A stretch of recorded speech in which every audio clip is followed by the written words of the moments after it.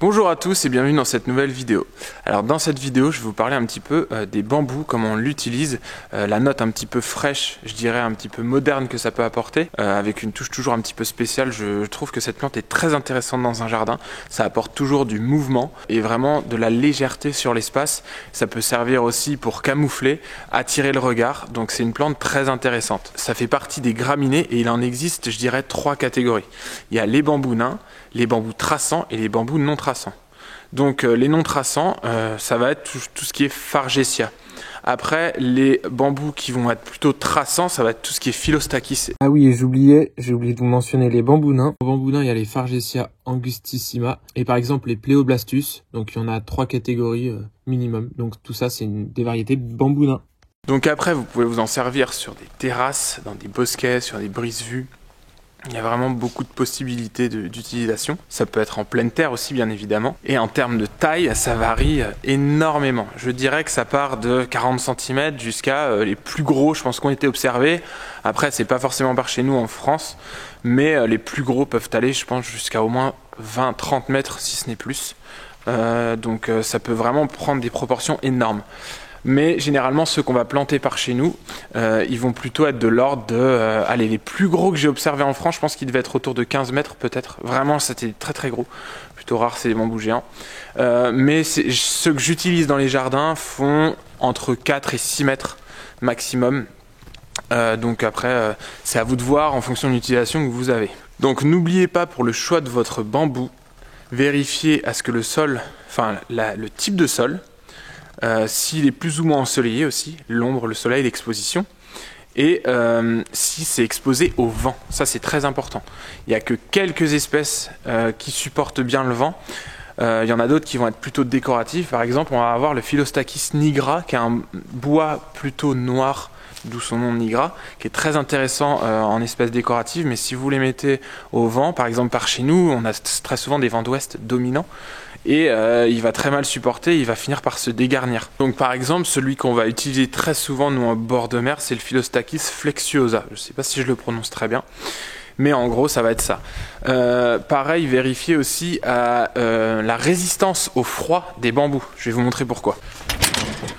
Bon, là c'est plutôt exceptionnel, mais normalement on n'a pas de neige comme ça, c'est très rare.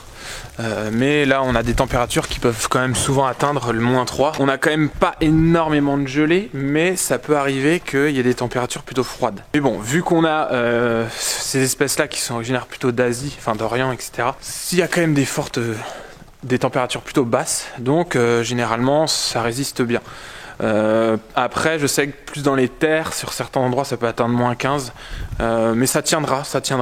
Faut juste veiller à une chose importante, penser à pailler, qu'on évite que vraiment toutes les racines gèlent, etc. C'est jamais très très bon.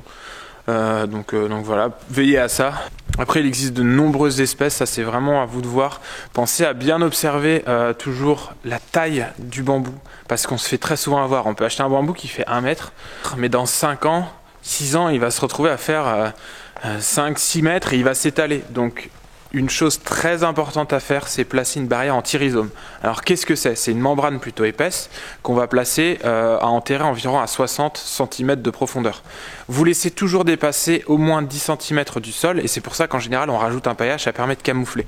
Ça évite que en fait tous les rhizomes et que ça puisse passer par-dessus et aussi par en dessous, parce que généralement ça se tient sur les 40-50 premiers centimètres du sol, et la barrière anti-rhizome va stopper justement ces rhizomes, que ça puisse aller partout, parce que ça peut s'étendre sur 10 mètres de long, quoi.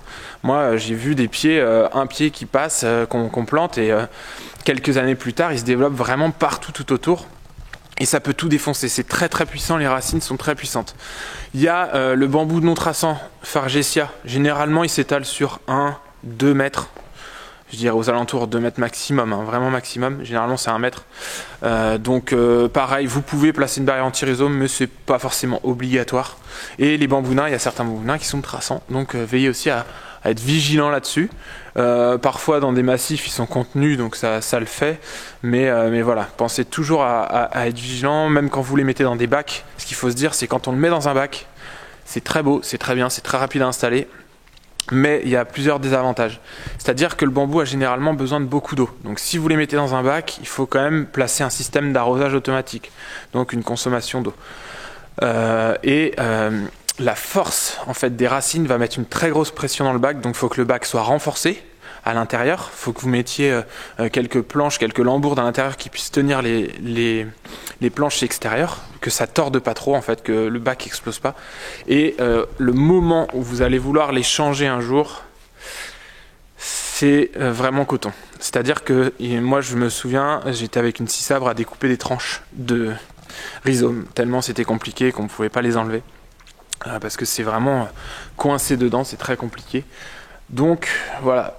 Quand on aménage des espaces avec le bambou, pensez toujours à bien réfléchir dans le temps. Mais d'une part, ça fonctionne beaucoup avec toutes les plantes en général. Pensez au temps dans les 5-10 années qui suivent. C'est super important. Ah oui, j'oubliais, pour m'encourager un petit peu, pour m'encourager et que j'essaye de vous fournir toujours du contenu, n'hésitez pas à vous abonner à la chaîne, à mettre un petit pouce bleu, à vous poser des questions si vous en avez besoin, ça pourra faire des nouveaux sujets à présenter sur la chaîne YouTube. Et surtout n'oubliez pas, il y a toujours mon petit dépliant qui est disponible dans la description. Vous avez aussi mon assistance en ligne pour vous aider, vous accompagner dès que vous avez besoin sur des conseils de jardin. Je fournis des plans 3D, etc. Donc tout ça, c'est en option. Vous avez simplement à aller voir sur le site et dites-moi ce que vous en pensez aussi, c'est très important. Vous pouvez m'appeler aussi si vous avez besoin d'aide. Donc voilà, je suis toujours là pour vous et pour vous aider. Je vous dis à une prochaine. Ciao!